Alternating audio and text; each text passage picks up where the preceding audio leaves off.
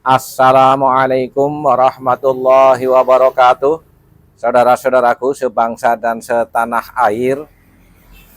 Ini ada video lama dari Pak Taufik Assegaf. Ilmunya Nabi, Oke. syariatnya Nabi dibawa oleh ulama, tapi dengan catatan bukan bergaul terus dengan umaro. Bukan bergaul terus dengan umaro, mengingatkan kita kepada Utsman bin Yahya, bahkan menjadi antek penjajah Belanda. Kita jadi teringat sejarah klan Ba'alawi dari Yaman dibawa oleh penjajah Belanda di dalam rangka untuk memperkuat sistem pemerintahan kolonial yang pada saat itu mayoritas umat Islam di bawah kiai-kiai Nusantara sedang gencar-gencarnya melakukan peperangan melawan penjajah Belanda. Runtang-runtung terus dengan umara. Kalau melakukan itu berarti udah menjadi pengkhianat Rasulullah. Pengkhianat Rasulullah. Sekali lagi, kata Taufik Assegaf, pengkhianat Rasulullah. Hati-hati dengan yang imitasi model begini. Taziluhum ya. Hati-hati dengan yang mitasi. Utsman bin Yahya mungkin secara keilmuan bolehlah kita anggap sebagai memiliki ilmu-ilmu ulama, tapi keulamaannya itu apakah mitasi? Karena ini bukan hanya runtang-runtung dengan pemerintah Hindia Belanda, bahkan menjadi muftinya dan memberikan keabsahan kepada kolonialisme dengan melarang adanya pemberontakan kiai-kiai Nusantara dan memuji-muji Ratu Helmina. Bahkan pada hari ini tesis Kiai Haji Imaduddin Utsman membongkar kepalsuan klan Ba'alawi sebagai keturunan Nabi Muhammad SAW. Taziluhum, hindari mereka. Hindari mereka yang imitasi. Paham Pak? Paham Muhammad bro. bin Salamah pernah berkata begini, ad-dubabu alal adra ahab ilayya min qari'in ala abwabis sultan. Kotoran kalau dirubung sama laler, jijik apa enggak sampean? Jijik apa enggak? Laler kok ngerubung kotoran, kata Muhammad Salamah, lebih menjijikkan kalau ulama ngerubung umaro. Memang fungsi ulama itu mengingatkan kepada umaro. Maka sangat menjijikkan kalau seorang ulama kok menjadi antek penjajah Belanda. Ini ajaran luar biasa ini dari Taufik Assegaf. Saudara-saudaraku sebangsa dan setanah air, teks ajaran yang dibaca oleh Taufik Assegaf mungkin benar, tetapi dalam konteks keindonesiaan, ulama-ulama Nusantara berbeda dengan klan Ba'alawi.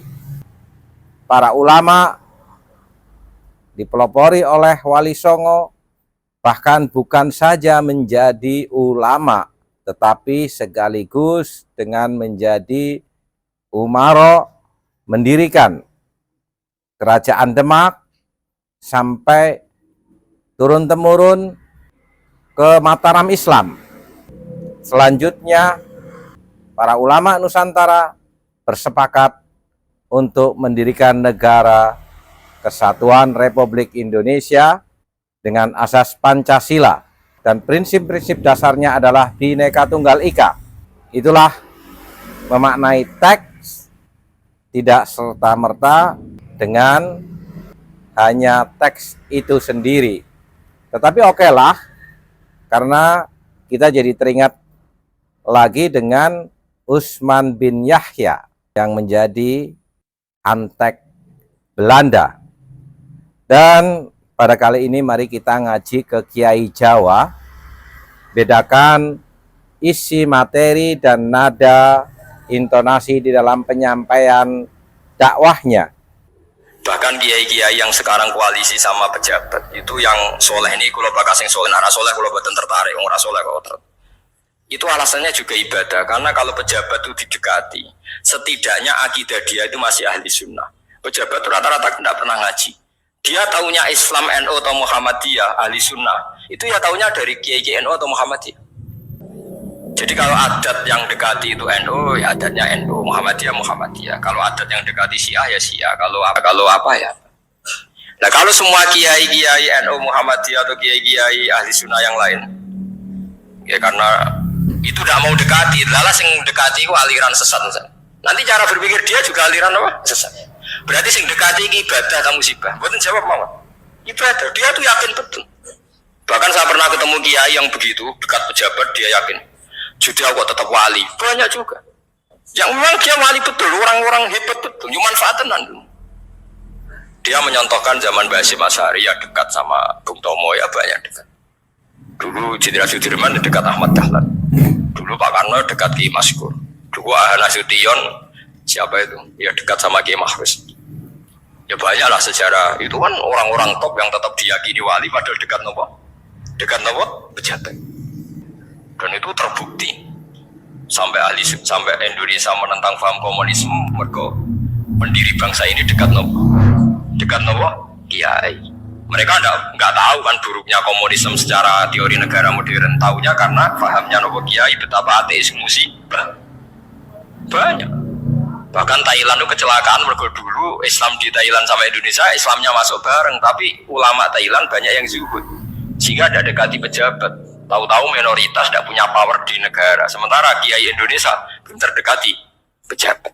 Kalau bakal sing soleh, sama kalau satu kono kiai ini proposal buat ini bakal sing soleh, ini bakal sing nopo soleh.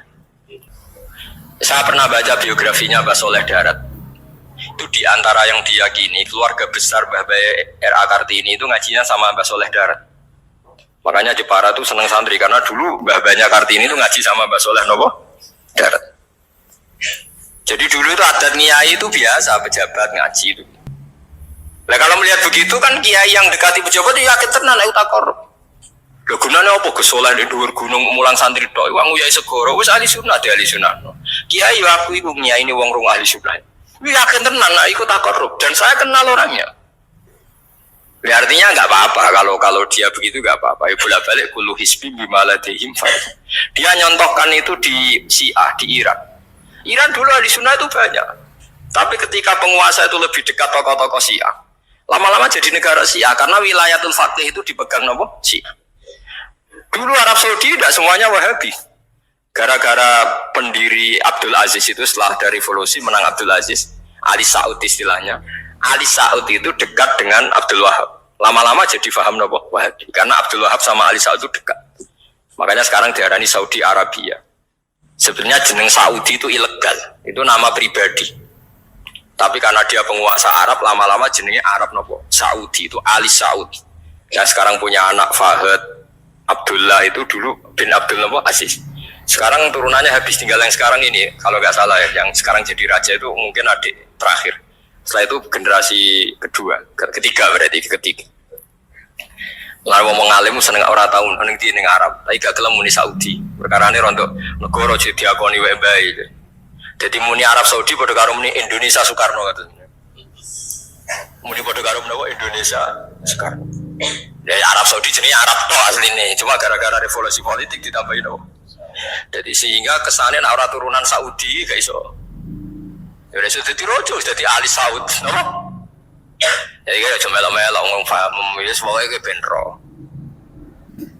Saudara-saudaraku sebangsa dan setanah air, begitulah fenomena kalau ulama imitasi, nasab imitasi, ngaku sebagai keturunan Nabi Muhammad SAW, ternyata secara keilmuan, baik ilmu nasab, ilmu sejarah, ilmu genetika tidak terkonfirmasi sebagai keturunan Nabi Muhammad SAW, makanya tindakan dan ucapannya jauh api dari panggang. Ngajilah ke Kiai Nusantara. Di Indonesia tidak kurang-kurang orang alim yang dari dulu telah membina, telah menata struktur sosial keagamaan dengan nilai-nilai Ahlus Sunnah wal Jamaah. Bersiaplah. Wal afu minkum, wassalamualaikum warahmatullahi wabarakatuh.